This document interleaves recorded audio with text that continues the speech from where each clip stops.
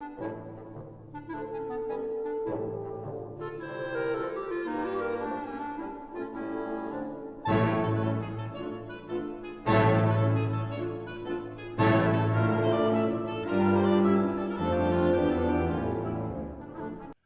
morning. It's Tuesday, March 9th, and today is the day that the House of Representatives will finally finish the procedure to enact the new stimulus package.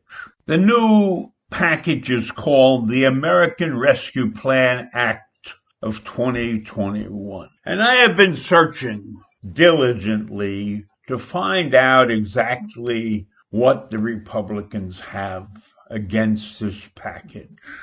And I cannot find anything really specific about why the Republicans are so against this package.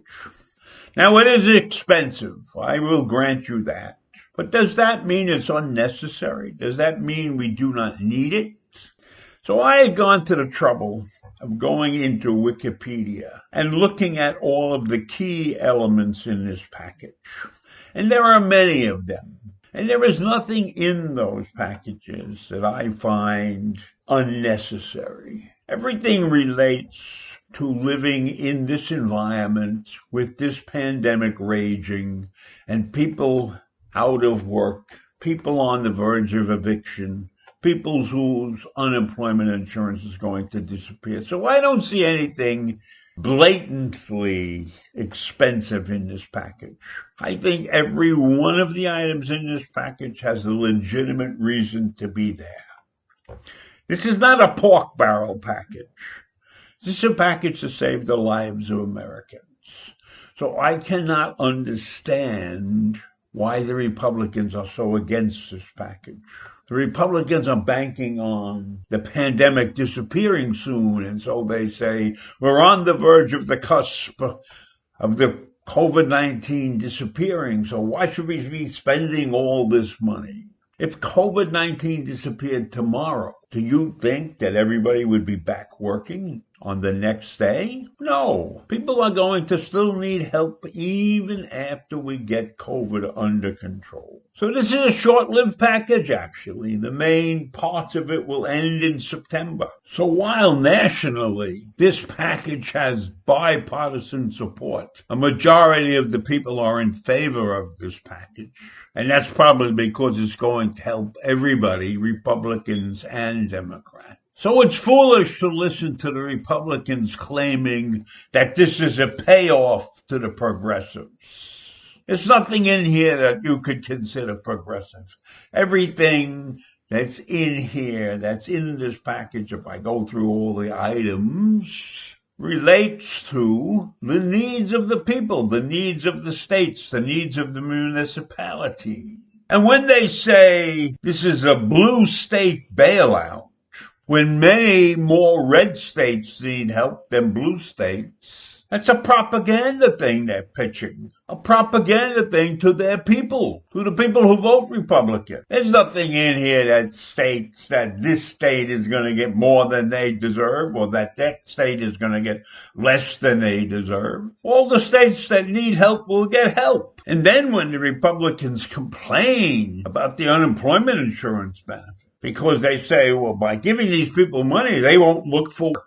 Do they really believe that? Do they really believe that people are going to stop looking for work because they got a little bit of help when they needed it? Do you think that anybody with a half a brain is going to stop looking for work just because he got some money in his pocket? I doubt that. There's a lot of people worrying about their future. And many of the people who are getting screwed, they don't have any life savings. If they had life savings, it's gone because of the pandemic. People spending their IRAs, emptying their bank accounts to survive this thing, and the Republicans are saying they won't look for work. That's bullshit. Plain, simple bullshit. There's not one definitive statement that any Republican has made as to why this package is no good. They talk in generalities.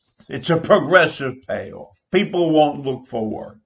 People will look for work. There's more people in favor of this bill than were in favor of Donald Trump's end-of-year economic package.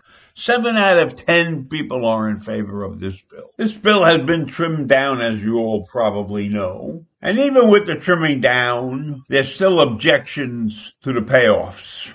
And they're claiming that there are households that have suffered no financial loss. And that's absolutely true. But that's not the fault of the people. That's the fault of the way they operate the system. That's the fault of the way they're operating the system. So if you can't operate the system properly, you can't blame the people who initiated the rules. Many of my friends and I didn't need the money we got, but they had no way of determining who's supposed to get the money properly because they're looking at tax returns and some other things like that. Now, if I have a tax return and I don't have a W-2, I shouldn't get money because I wasn't working. But that's not the way they look at it. So whose fault is that? If because they can't operate the system properly, we're not giving out any money. Well, fix the system. That's your job. It's your job to fix the system, not to punish people because you can't develop a system that works properly. There's nothing wrong with the money that's being given out here. So several Republicans said that once the public gets a look at all the money that's being given out in this bill, they will understand why the Republicans are so upset about this. Well, there are 20 or 30 different elements in this, and I've gone through them. And I looked at them, and they all make sense to me. So I am sure if somebody's looking at 20 or 30 or 40 items, they're going to find one or two that they don't agree with. That doesn't mean that they shouldn't be there. Doesn't mean that if we want to repair the road because people can't get to the hospital, that it shouldn't be in the bill. And that's what happened in West Virginia.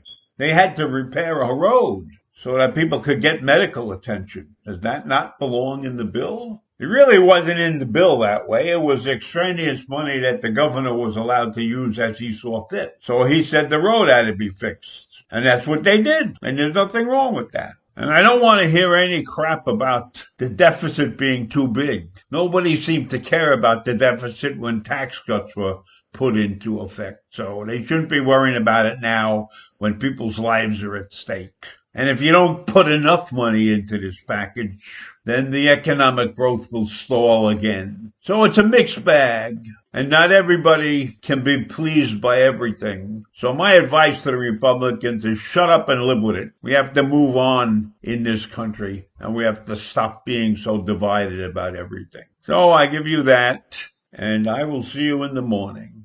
Bye.